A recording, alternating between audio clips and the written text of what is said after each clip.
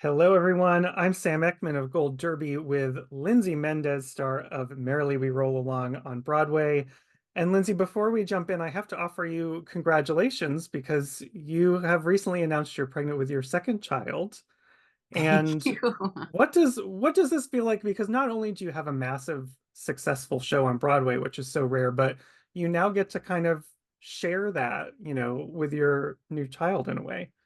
Yeah, it's pretty wonderful. It was not planned per se. But something that we really wanted, and when it happened, it was just kind of like, can I do this? I guess I can. Like, why not? And it's really been such a joy to like share it step by step with my company. And now I'm starting to feel it move, and just to kind of know that they're getting to be like surrounded by these people and this music. And I don't know, it's pretty cool. I have my moments where I'm exhausted or I'm dealing with normal pregnancy stuff, but honestly, pregnancy like sometimes can feel like you're watching a pot of water boils, like for 9 months. So kind of the busyness of the season, kind of like months just keep passing by, and I'm like, okay, like this is the next project after Merrily closes. So it's such a joy. It's really awesome. Yeah. We all expect it to be a Sondheim child to come out, Oh, singing it's opening gonna be a doors. Sondheim child, 100%. Yes, my other child is a Sondheim child as well. So yeah, I expect no different. Yeah.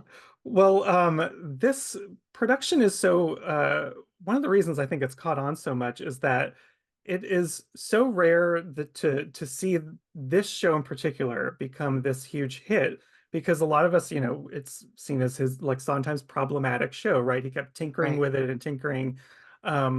Was there somewhere along the way where you latched onto like one aspect of this production where you're like, oh, this is going to turn it from, problematic to successful, like we really have something. I mean, I don't know if there was like one moment, but I do think that when I read the script, I was like, I hate all these people. Like, I was like, I hate Mary. I don't like her, and I hate Frank, and Charlie's annoying, and it was just like I was like, I didn't really get it, and until I met with Maria, because I was kind of like, I don't think I'm the person for this job, and then I met with Maria and Jonathan, and we had like an amazing meeting with her, and we like did some of the scenes together, and it was all via Zoom because I was living in LA. She was in London. John was somewhere else. I mean, it was nuts to try and put this. The fact that we're all doing this is a miracle schedule wise. But um, I Maria's the way Maria saw it was just, it was this love piece about these three friends, and about how no one is right and everyone is flawed, but everyone wants what they want. And it like really sunk into me how human it is, and that no act is ever really selfless. Everyone always wants something. And then also thinking about like, is it bad that they couldn't maintain this friendship past 20 years? Like, yes and no. I mean, friendships come and go, and they're there for a reason, and people change, and it's okay that they change. And I mean, it's so complicated, but I think it's so universal to all of us who've grown up, and you know what I mean, had those friendships. And I think if anything, it just, people leave really thinking about their own lives, and you know what I mean. And I know it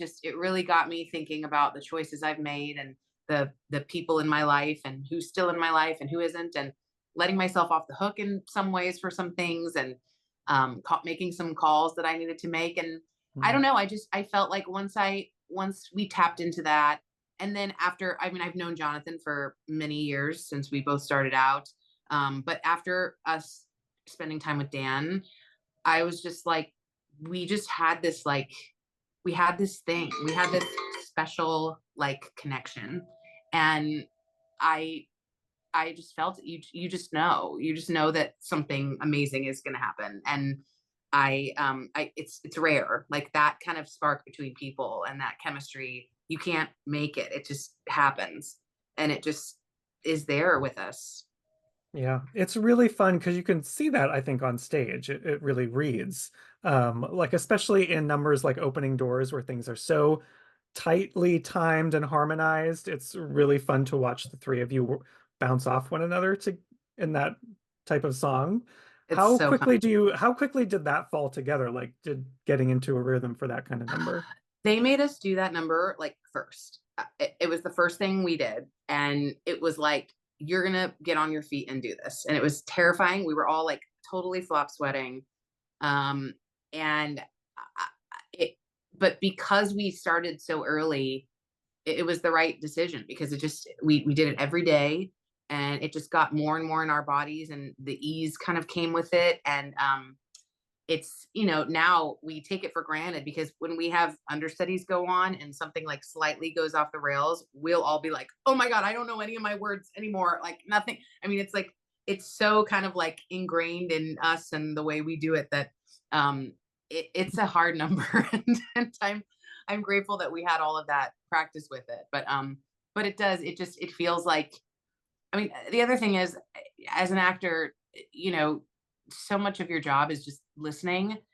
And I feel like the boys are just such incredible listeners. And so everyone is kind of, we're all putting into the same pot. We all have one goal, which is like to get this show across the finish line, to get the audience to see all of these characters and what they all need rather than just what I need, and so we all serve each other and serve the piece because we love the piece and we believe in it. So I don't know. I think I hope that the audiences take away what we're doing together as a collective. Do you have like rituals that you do with the two of them to get you on the same page, or is it just like innate at this point? No, I mean, I'd say our only ritual is we hang out in my room before the show starts. Mm. Every day. Jonathan comes up. I have to get a wig on and get my makeup on, and the boys don't. So they come to my room and we sit and we just like talk and connect and laugh um and it's kind of our only time to really hang out because once the show starts, we're all three quite busy. So, but it's amazing. It's nice to just kind of be able to talk through our days and talk through if we have anything else going on and just laugh and be together and like confirm that this friendship that we play on stage is very, very much what's happening off stage too. Yeah. And you all have been with this for quite some time now, and you did it at New York Theater Workshop, which is a much more intimate space. And I would say that this feels like a very intimate show. Was there a challenge in bringing that intimacy into a bigger theater? I think we were a little bit like, is this gonna work? But honestly, I mean, with the orchestra and with, I mean, also the Hudson is such a beautiful theater, and the even the top two levels, they feel pretty close.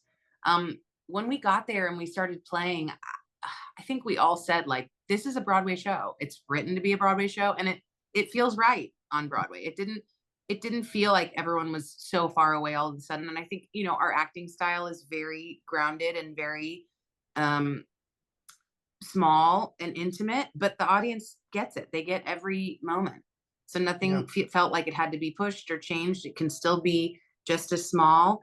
And the audience is, they're leaned in, they're listening, and they're so smart. And so it didn't really feel like it had to change very much. It's just we got more orchestra players and more like louder laughter, louder applause, which is, as an actor, always something you want.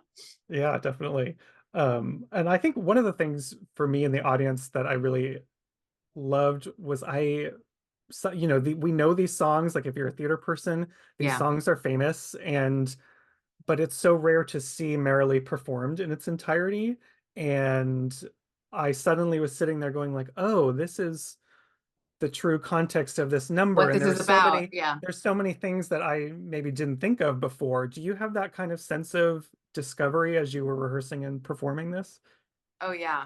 I mean, especially actually, like I knew, like I think everybody in high school sang Our Time. If you were in a musical theater, program. So I knew what that song was, but to have it in context in the show and have it end the show in that way, it just hits so differently. And then also like you realize that Sondheim did these incredible, he like used these themes in all these different songs and they cross over. And I mean, even still to this day, sometimes we'll be like, oh my God, that's that. Like we're still connecting those things 3 years later, like like finding these little gems and the way he kind of sewed it all through that you would never know until you heard the whole score together. It's just it's so incredible, and it's it's also just, I mean, the gift of doing a Sondheim show. You know, there's I've done a lot of shows where I felt like they were vocally driven, and this show, the lyrics are so good, the songs are so complete that I never even think about singing. I just am telling the story, and that's the gift of, you know, Sondheim, and I'm so grateful to get to do it. It never gets tiresome. I always find something new. I can always try something else. It's just they're such incredible pieces, each one. Yeah. There's something I think bittersweet and special too about seeing the show, and I would imagine performing in the show when you're a bit older and you can look Hmm. back on, it just makes you think of relationships I had, like Oh when I my moved God. to the city and to start out and how things changed. Do you kind of channel your own history in this, thinking about, where was I when I first came to New York? Yes, like all the time. That last scene, um, I I am right back to Lindsay who moved here at 18. So wide-eyed, so excited, so like just felt like I could set the world on fire. And you know, I think the crazy like dichotomy of like the fact that I'm leading a Broadway show, you know, now is 20 years later is like, wow, a lot of things happen and I've accomplished so much, and I'm so grateful and I'm so glad I stuck it out. And but like also knowing that it hasn't been easy, and there's been just like so much shit to wade through. um but yeah, I mean, this whole show just it hits so deep as an artist, and as a New York artist, it's extraordinary to live every night, and it's so kind of easy in that way.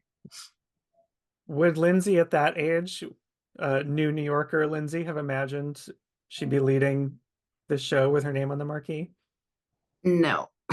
I mean, I always felt when I came to New York, I felt like if there was a place for me in the arts, it was going to be here. I'm from Los Angeles. I never really felt seen there. I kind of tried a little bit, and just it just wasn't working. I didn't look like anybody else, and I just wasn't what people were looking for. But I did feel like in New York, like stuff was a little bit more open, and I loved it here so much, and I just felt like this was where I belonged. But I didn't really see any roles quite that I was right for, but I just felt like someone has to do something for me. I'll find some way. There's no way I cannot do this. I love it too much, and I don't know how to do anything else. So it's got to work.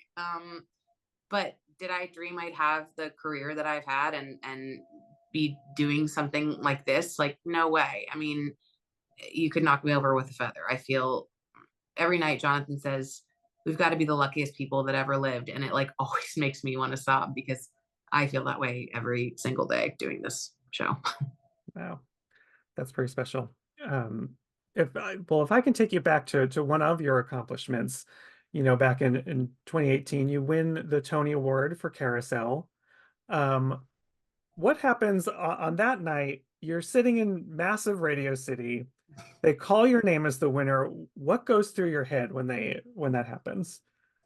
Um, I mean, I was shaking. But I remember I got up on the stage, like I walked down and I got up there, and the room just felt so warm.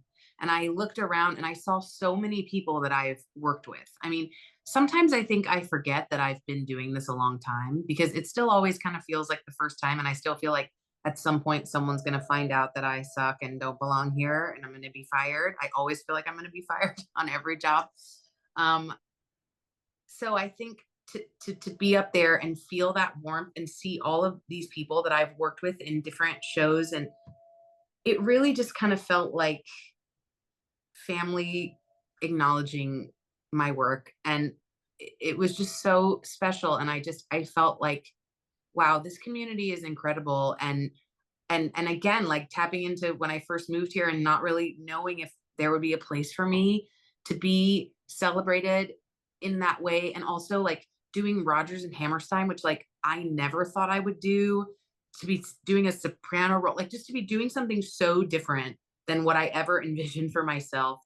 And then to be acknowledged for it, it was just, it was so overwhelming. And I was, yeah, I felt like, holy shit, I can't believe this is happening. I can't believe this has happened. And I mean, I still feel like that now. Like, I still kind of can't believe that I've been able to work and find a place in all of these productions. It's yeah, it was an incredible night. Yeah. It's interesting you brought up Rodgers and Hammerstein because it's such a different type of sing from Merrily. And yet Mhm. in both instances, I'm sitting there thinking, wow, her voice is so well suited for this role Huh. and this music.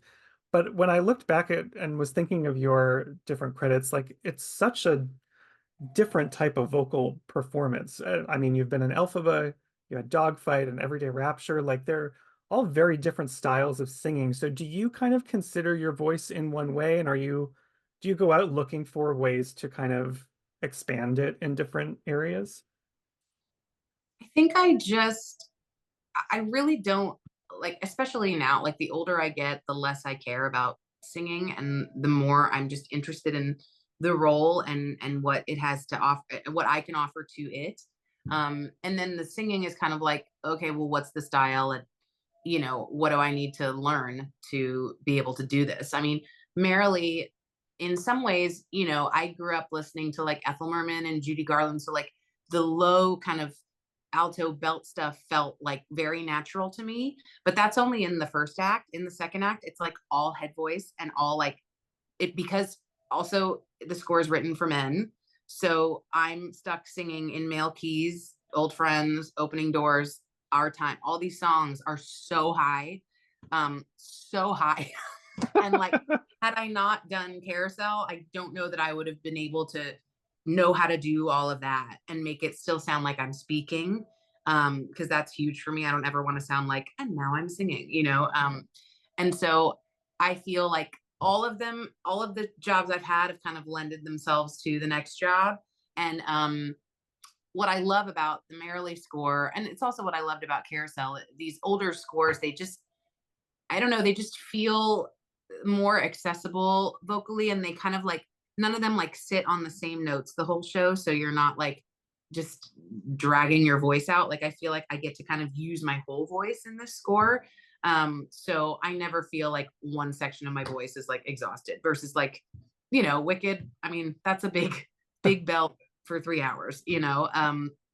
So this feels natural to me, and but I've really gotten to use kind of everything I've learned throughout my career to do this part vocally, I'd say. Well, we can't wait to see how Merrily then affects the next project you tackle, whatever that may be. Oh my But god, we'll see. We'll see. So right now my next project is just have this baby. that's an important one. We'll stick with that. Stick with that for now. Wonderful. Lindsay, thank Thank you you. so much for joining me today. Fantastic work in Merrily We Roll Along. For everyone Thank you, watching, Sam. make sure you stick with us the rest of this Broadway season. And Lindsay, thank you so much. Absolutely. Have a good rest of your day. Thank you. Thanks.